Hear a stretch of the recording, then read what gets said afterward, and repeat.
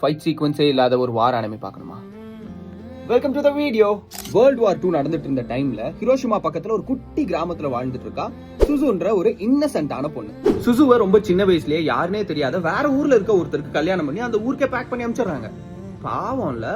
புது வீடு, புது ஃபேமிலி, ஃப்ரெண்ட்ஸ் இல்லாத ஒரு ஊர்னு எல்லாமே நெகட்டிவா இருந்தாலும் பரவாயில்ல, இங்க ஒரு பிரைட்டான லைஃபை ஸ்டார்ட் பண்ணிடலாம் அப்படின்னு ஒரு 19 வயசு பொண்ணு நினைக்கும் போது வார் ரொம்ப மோசமாகுது.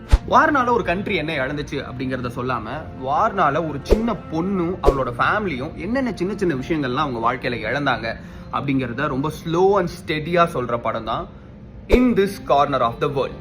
நம்ம எல்லாருக்கும் தெரிஞ்ச கிரேவ் ஆஃப் த ஃபயர்ஃப்ளைஸ் மாதிரியே இந்த படத்துலயும் உங்களை நிறைய சீன் வந்து பாதிக்கும், கண்டிப்பா பாதிக்கும்.